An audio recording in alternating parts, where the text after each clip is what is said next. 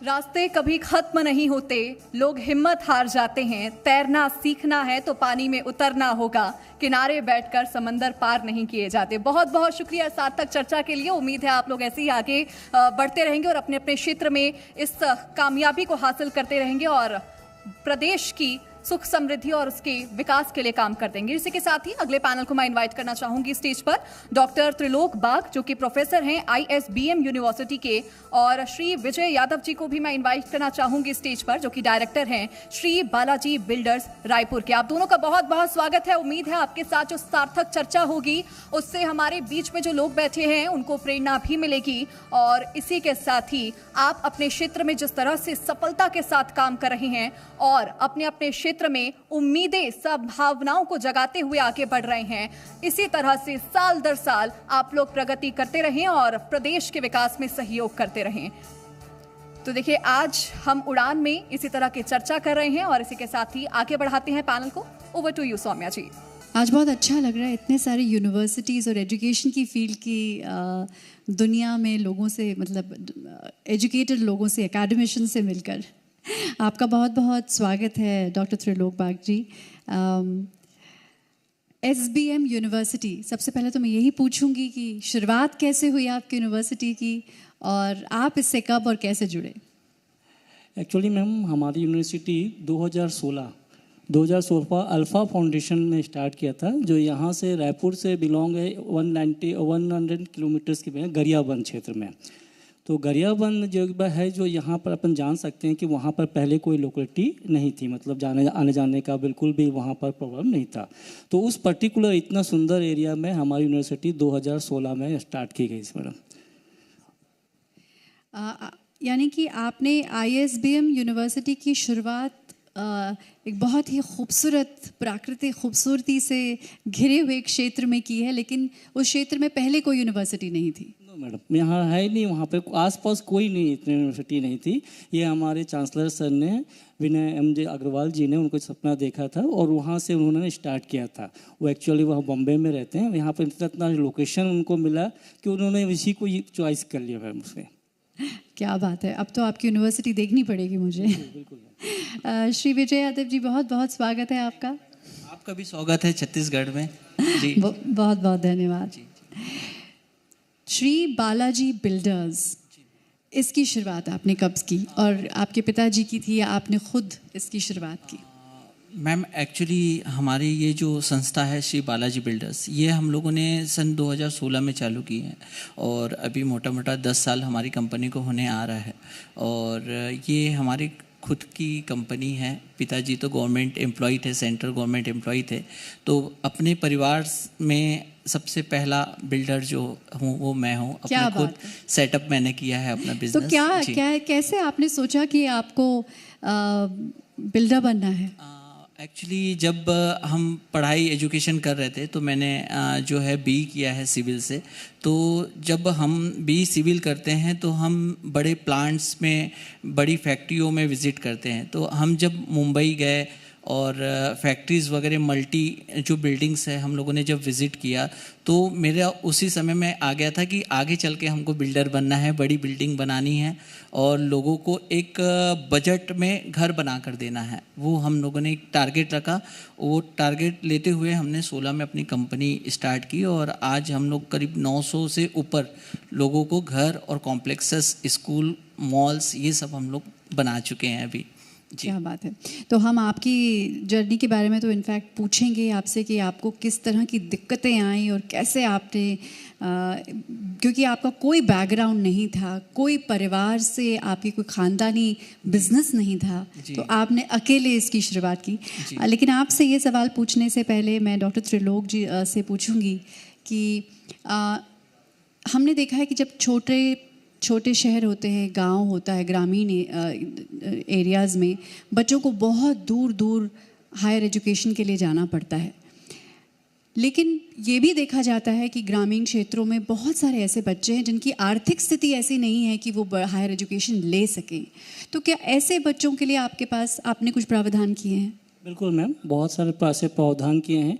क्योंकि सबसे पहली बात ये मैं बोलना चाहूँगा कि हम एक ऐसे इंटीरियर जगह में अपना यूनिवर्सिटी को लॉन्च किए हैं, लेकिन वहाँ की लोकेलिटी हम लोग को बहुत अप्रिशिएट की, बहुत ज़्यादा अप्रिशिएट करी कि भैया हमारी जगह में हमारे जो बच्चे थे जो हैं जो पढ़ना चाहते थे और वो उनको बहुत दूर दूर दूर जाना पड़ता था। नियरेस्ट अबाउट अगर आप जान पाएंगे तो गरियाबंद के आसपास में कहीं है नहीं यूनिवर्सिटी। वो यहाँ तो रायपुर आते हैं, यहाँ उधर फिर उड़ीसा के आगे निकल जाते थे। तो ये हमारा अप्रिशिएशन रहा और उसी बेस पर हमारी बहुत से ऐसी पॉलिसीज़ हैं हमारे सर की तरफ से। तो जो बच्चे लोग आगे नहीं पढ़ सकते या कोई फाइनेंशियली वीक होता है उनको लोग पॉलिसी अप्रिशिएट करते हैं।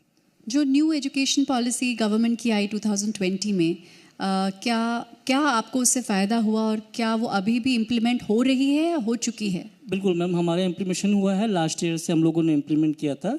जो 2020 न्यू एजुकेशन पॉलिसी आई है उसमें स्किल प्लस डिग्री और प्लस टैलेंट और आपका इंटरेस्ट, ये तीनों को गवर्नमेंट की तरफ से इसको इन्वॉल्व किया गया था और उसी को मद्देनजर रखते हुए हम लोग ने अपने कोर्सेज में ये बहुत सारी इम्प्लीमेंटेशन किए हैं।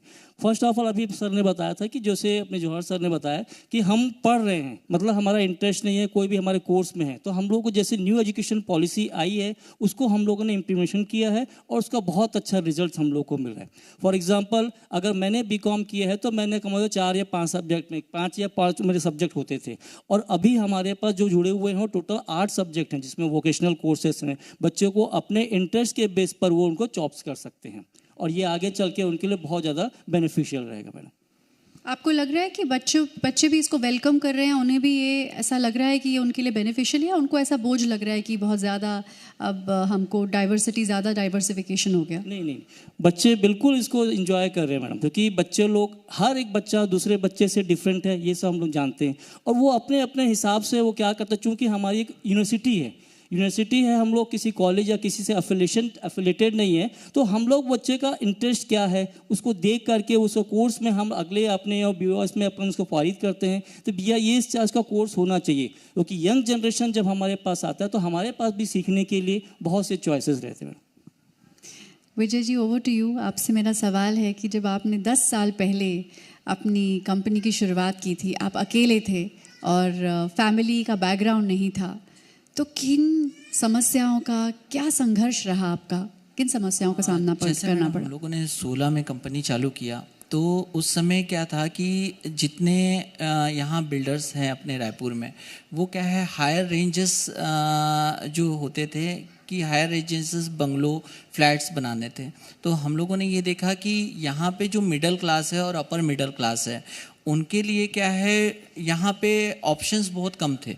तो हमने वो फोकस किया, वो पॉइंट आउट किया कि यहाँ पे जो बैंकर्स है, गवर्नमेंट एम्प्लॉई है जो मिडिल क्लास में आते हैं, उनके लिए हम घर बनाएं। हम एक प्रोजेक्ट लेकर चले कि हमको ये बजट में उनको एक घर बनाकर देना है और इस बजट के फ्लैट बनाकर देना है। तो हम लोगों ने बजट कम रखने के लिए क्या है, हमको बजट तो कम रखना है प्लस हमको क्वालिटी में भी अच्छा रहना है, हमको क्वालिटी भी मेंटेन करते हुए काम करना है। तो जो रॉ मटेरियल क्या है, जैसे अभी डीजल पेट्रोल के रेट बढ़े, उस समय क्या थोड़े से अप डाउन होते थे रेट्स वगैरह के, और गवर्नमेंट तो अपने लेवल पे सपोर्ट हमको करती है हर टाइम, चाहे रेरा में हो चाहे नगर निगम के क्षेत्रों में हो, सभी में सपोर्ट करती है। मगर क्या होता है कहीं कहीं पे जो यहाँ पे मेन पावर का दिक्कत है, उसके वजह से जो बिल्डरों के जो प्रोजेक्ट है वो डिले होते हैं। तो हम लोगों ने ये कोशिश किया कि कुछ मेन पावर हम बाहर से लाएं, कुछ यहाँ से लें, ऐसा करके हम लोगों ने उसको कंट्रोल करने का कोशिश किया है। बाकी तो कहीं कोई दिक्कत नहीं है, नोटबंदी, जीएसटी और कोविड तो सब हम झेल लिए हैं, कोई दिक्कत नहीं, बाकी इजी वे में है यहाँ पे। अभी वॉर चल रही है, क्या उससे भी अफेक्ट हुआ? हाँ थोड़ा बहुत है, बाकी तो government support. Raw material prices बढ़ गए अभी आपके? हाँ थोड़े से रॉ मटेरियल्स, मतलब जो मिडिल क्लासेस है उनको थोड़ा सा बर्डन पड़ा है, मगर क्या है आगे चल के वो ठीक हो जाएगा। जैसे हमारी गवर्नमेंट यहाँ काम कर रही है, सेंट्रल गवर्नमेंट हमारी जो यहाँ बीजेपी की सरकार है, वो बहुत गवर्नमेंट पब्लिक के साथ मिल के अपना रेट को कंट्रोल करने की कोशिश कर रही है। अभी जैसे होम लोन अभी सस्ते हैं तो लोग अभी आराम से घर ले पा रहे हैं, और गवर्नमेंट कुछ सब्सिडीज़ भी दे रही है। जैसे अभी प्रधानमंत्री आवास योजना भी आने वाला है, जिनका पहला घर का सपना है तो वो उसमें सब्सिडी ले सकते हैं। मतलब जो अभी 270 के आसपास गवर्नमेंट ने रखा था, वो अभी 3-3.5 लाख होने वाला है। तो उससे भी एक बेनिफिट्स जो है आम पब्लिक को मिलेगा उससे। जी डॉक्टर साहब, मैं अगर आपसे पूछूं कि ISBM यूनिवर्सिटी की खासियत क्या है, क्या ऐसा कहा जाए कि उसका USP है? यूएसपी बोले तो मैडम, आजकल की प्राइवेट यूनिवर्सिटी में अगर आप बच्चों को इंटरटेन नहीं कर पाते, उनके जो भी उनकी डिमांड रहते हैं उसको अगर आप पूरा नहीं कर पाते, तो फिर आप ज़्यादा दिन सर्वाइव नहीं करोगे। 2016 से हम लोगों ने इसको स्टार्ट किया था और ये वी आर प्राउडली सेड कि अभी हम लोगों को एक ऑफ कैंपस रायपुर में भी हम लोगों ने स्टार्ट किया है। पिछले साल से हम लोगों ने स्टार्ट किया है। तो यूएसपी में ये है कि हम बच्चों को पूरा इंटरटेन करते हैं साथ साथ, लेकिन एक छोटी सी जो मैं बोलता हूँ, एक टीचर और एक स्टूडेंट का जो बाउंडेशन, जो हल्की से एक होना चाहिए एक प्रकार का गैप, ये इसका मेंटेन किया था। बिल्कुल इसको फ्रेंडशिप नहीं, जो इसी से बच्चा आपको तजुर्बा देगा, नहीं तो बच्चे के कंधे पर एक बार हाथ रख दिए तो बच्चे को फ्री देगा। तो यूएसपी यही है कि डिफरेंस मेंटेन के साथ हम बच्चों को उसकी जितनी फीलिंग, जो भी उसकी चॉइस रहती है, जो भी उसकी बात रहती है, वो पूरी करवाते हैं मैडम। लेकिन ये तो एक सोच में बदलाव आया है कि एक वक्त था जहाँ पर बच्चों की पिटाई होती थी, कान मरोड़ दिए जाते थे, संटियाँ पड़ती थी लेकिन आजकल के बच्चों को ना वो अलाउड है और शायद होना भी नहीं चाहिए। यू हैव टू बी, जैसे कहते हैं कि आप बच्चों से कनेक्शन बनाइए, आप उनके फ्रेंड बनिए। तो ये आपने तो देखा है कि डेफिनेटली छोटे शहरों में भी और गाँव में भी ये बदलाव तो आया है। बिल्कुल है मैडम, बिल्कुल है। आजकल के बच्चे बहुत जीनियस हैं। वैसे जो जैन जी की बात कर रहे हैं, मैं बिल्कुल उनसे एग्री करता हूं कि आजकल बच्चा लेबोरियस है, मतलब एकदम स्टार्ट, उसको आप थोड़ा सा हिंट करो, ऑटोमेटिकली वो आपको पूरी चीज़ करके देगा। ये बहुत अप्रिशिएट है। जहां हम लोग जब अपने टाइम में पढ़ते थे तो हम लोग कंटिन्यू यूज़ करते जाते थे, आज लेक्चर मिसिंग हुआ, वो हुआ, उसका अप्रिशिएशन। लेकिन आजकल का बच्चा इतना टैलेंटेड है और ये अप्रिशिएशन है हम लोग के लिए। क्योंकि आई एम 55 ईयर्स और 28 ईयर्स से मैं इस फील्ड में हूँ, एजुकेशन के 28 ईयर्स में, और मैंने इसको कंटिन्यूसली ये देखा, वॉच किया है कि बच्चों में हर एज का बच्चा अपने से दूसरे एज के ज़्यादा से ब्रिलियंट रहता है। लेकिन ऐसी कौन सी ऐसी चीज़ है जो आप मिस करते हो कि अरे अब इस वक्त के बच्चों में ये चीज़ मिसिंग है? कंपैरिजन बच्चों में कभी भी नहीं होता। कंपैरिजन हमेशा ये चीज़ें दोनों की कास्ट जो होनी है बराबर होनी चाहिए। कंपैरिजन एक का जनरेशन का दूसरी जनरेशन से नहीं हो सकता। हर जनरेशन अपने आप में एक फूल रहता है, हर जनरेशन में अपनी अपनी खूबियाँ रहती है। हम लोग बोलते हैं अरे यार वो बात अलग थी, लेकिन जब हम लोग यहाँ आते फिर सोचते हैं यार नहीं वो टाइम अच्छा था, ये टाइम से अच्छा है। तो हम लोग कंपैरिजन इसमें नहीं रहता कि बच्चे, हर बच्चा आपके लिए यूनिक है मैम, हर बच्चा यूनिक है। इस बात को आप अगर चलिए तो सही में बात में अप्रिशिएट करेंगे कि जो बच्चा आपके पास आ रहा है उसी कुछ ना कुछ चीज़ें आपको यूज़ कीजिए। हर बच्चा ये बोलेगा कि सर मैं ये कर सकता हूँ, आप उसको थोड़ा सा अप्रिशिएट कीजिए, डेफिनेटली वो आपको ग्रो करेगा। ये तो आपने बहुत, मतलब you are a positive and lenient educationalist and professor. ये तो बहुत अच्छी बात है। आई एम श्योर कि आपके जो विद्यार्थी हैं वो बहुत ही खुश रहते होंगे आपसे। आपसे मेरा आखिरी सवाल ये है कि आपने क्या देखा कि जो आजकल जिस तरह के घरों की डिमांड कर रहे हैं लोग, उसमें क्या बदलाव आपने देखा?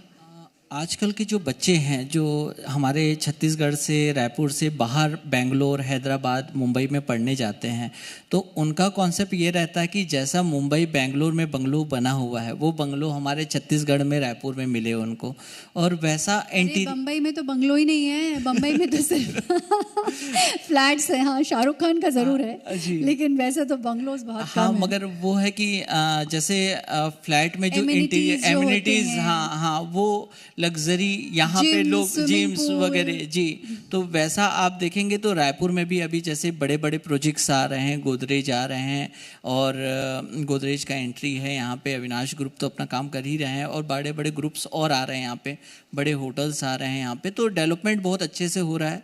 और छत्तीसगढ़ सन 2000 में जब अलग हुआ मध्य प्रदेश से, तो डेवलपमेंट के लिए ही अलग हुआ था। उसके बाद आप देखेंगे डेवलपमेंट यहाँ पे इतनी तेज़ी से हुई है, बहुत अच्छे से हो रहा है, मॉल्स खुल रहे हैं, हॉस्पिटल्स खुल रहे हैं, एजुकेशन पे भी बहुत अच्छा जोर है, और मार्केट यहाँ का, हर जगह का मार्केट कम ज़्यादा रहे, मगर छत्तीसगढ़ का मार्केट ऑलवेज अच्छा रहा है। मैं तो यही कहूँगी कि छत्तीसगढ़ का मार्केट ऊंचा ही चलता जाए। बहुत बहुत धन्यवाद और बहुत अच्छा लगा आप दोनों से बात करके। Thank you.